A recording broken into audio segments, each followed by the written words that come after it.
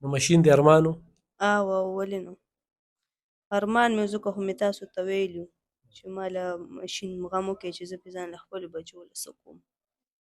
چې دا خاوند نشه کوي دا څونه وخت نه په نشه راوختی؟ د ده خو دا 5 کاله وشو. 15 کاله آه. په نشه راوختی. او ګرانو کتونکو، الب خان شیرپا ویلفیر فاونډیشن د دغه بېوسه خلکو سره کم کومک جاري ساتلی دی هغه ستاسو د وړاندې دی. دغه سلایي ماشین چې یوه تورسرې ته یو زنانه ته میلو شي نو د هغې پې ډېرې مسلې حل کیدی شي.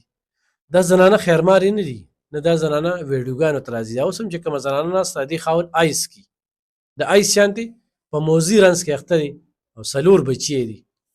دې خواهش ظاهر کړو خو چې ما ته ماشین میلو شي زه په هغې باندې دا خپل ژوند چې کوم دی نو هغه ښه طرف ته بوځم. نو زه مننه کوم د هغه کلیم بی چې خوشحاله اوسئ. انشاءالله علاج معالجه چې کومه ده هغه هم په خپل ځای باندې او دغه شانتې دغه سلایي ماشین خو هم دې ته میلو شو. څه به وایې په دې؟ بس الله هم ډېر خوشحاله کوو چې ما ته امداد میلو شي او زما خاوند ایستکي نشه کوي.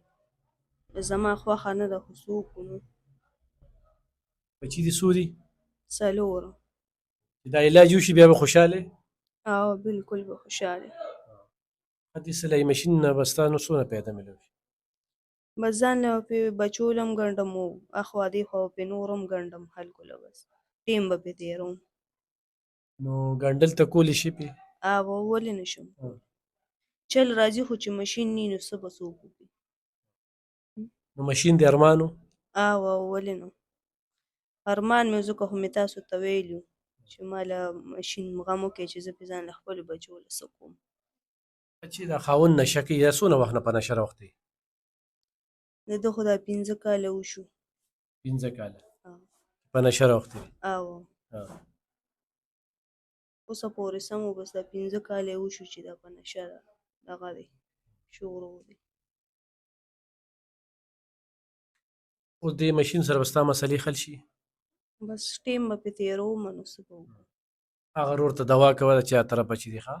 الله دې ډېر خوشحاله کړي. الله پاک دې ورله ډېرې تېرې ورکړي. ګرانو کتونکو، دغه زنانه د دغې خاوند چې کوم دی هغه د آیس پروشو په وجه باندې د آیس په دغه موزي رنځ کې اخته دی او د دې عمر به اوس هم عمر به یې څونه ما ته پته نه لګي. او دې وخت کې ته خدمتونه کې زه خدمت زمونږ نه پس ترې روژه لږه ښه شوه او بس ګزاره یې کړې ده ډېره. بس ټیم تېرېږي. مطلب دغه دی چې د دغه زنانه د دغه خاوند علاج ورسره دغه ماشین دا د الب خان شیرپا ویلفیر فاونډیشن دغه کار ستاسو وړاندې. زه دغه کې کلیم بی یو نوم دی هغه شکریه ادا کوم. هغه ته وایم چې ورور مې ستا امانت ټکه په ټکه ستا وړاندې دی او د دغې زنانه تصدیق دی چې هغه پې دغه خپل تاثرات د تاسو سره شریکوي. هغه وایي چې دغې ماشین نه به عموم دا پکې اکسټرا چې کوم دی یو پیدا شوله چې ما یې دې له ماشین ورکو 4 بچي که نه او که کور هم د کري دی څو کري ورکوي؟ 3000. دا څوک ورکوي؟ دا زه. دا ته په خدمت پیدا کې؟ بس خدمت کوم او بس څه وکړو. نو ګرانو کتونکو دغه ویډیو سره شیر کړئ. په دې کار خیر کې راسه تاسو هم مرسته کولی شئ. داسې په سوونو کونډې ښه یتیمان جینکې چې هغه دغه ماشینونو ته اړتیا لري نو هغوی سره هم کومک کولی شئ. مننه.